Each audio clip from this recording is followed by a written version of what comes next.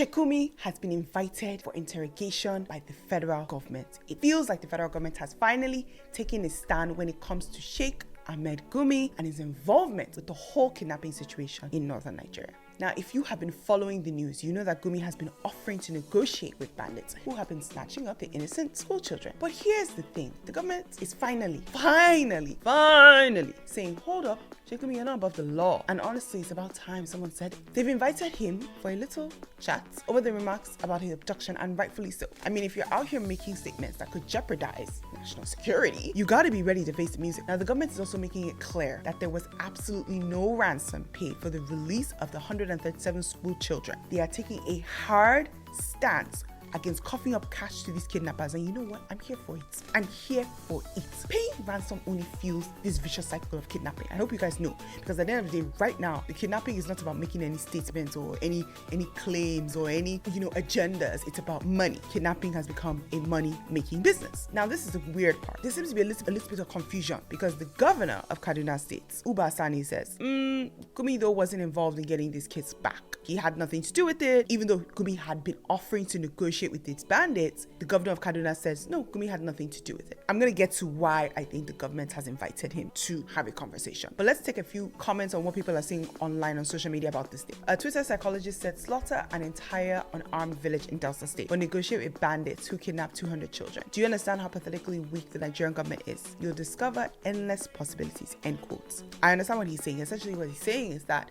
maybe he doesn't believe the fact that the government didn't pay to release the kids, but we'll get back to that again. Now let's get to the reason why I think the government has gone ahead to invite Gumi to come and meet with them and to come and address some of the comments he said. Gumi had a spat with security agencies over the terror financer list. He said that Nigerian government, no security agency had the right to label anyone a terrorist sponsor. If that's not controversial, I don't know what is, because that's stirring the pot in my opinion, right? You're basically saying that it's like if someone calls my friends and says, my friends are one kind, and I say, who are you guys? You have no right to say this about anything. At the end of the day, unless you're a terrorist sympathizer, why would you make such a statement like that? Gumi has always said that, he thinks that bandits should be negotiated with and that they should be offered a promising future in terms of amnesty or some sort of forgiveness program. On one hand, one could say, okay, yeah, maybe this is something that we should go ahead and do. But on the other hand, why? These people are inflicting pain, havoc, death, insecurity, madness on our society. So why are we coddling them like children? There's no reason to coddle them like children. People who say we should go the route of the Niger Delta amnesty program, this is very different. In my opinion, the Niger Delta militants, a lot of their work was focused on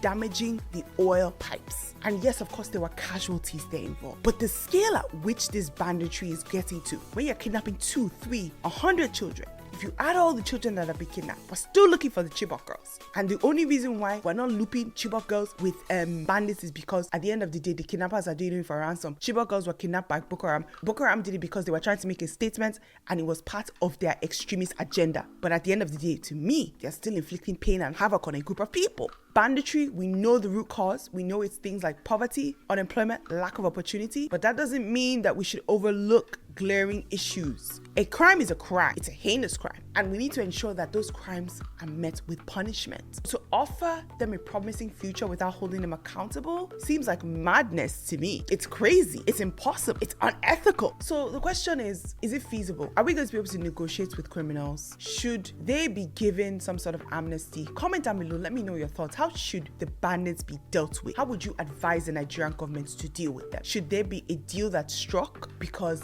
what kind of deal are you going to strike with them? They've seen something that's a lucrative business. They've seen something that adds to their pockets. They've seen something that they feel like they can get away with, and we want to cut a deal with them. On what basis and on what account are we cutting a deal with? Let's also not forget that they're victims, their family, who've suffered in the hands of these bandits. Offering amnesty to them, to me, it feels like a betrayal of justice. It's a slap in the face of those who have been harmed. Baba said this online on social media: poor and out of school children, the supposed future in this country is reduced to beggars. But sure, let's give rapists and mass murderers a promising future, end quote. Exactly. So at the end of the day, all the proposals that were seen online, all the appeals, the compassionate, this one, it's nonsense. That's not how you deal with criminals. Not criminals that have been wreaking havoc on a group of people for the past 2 years. Yes, a solution to address and find a way to create harmony in the community. These bandits deserve the punishment for the crimes they have been dishing out. It's a messy situation.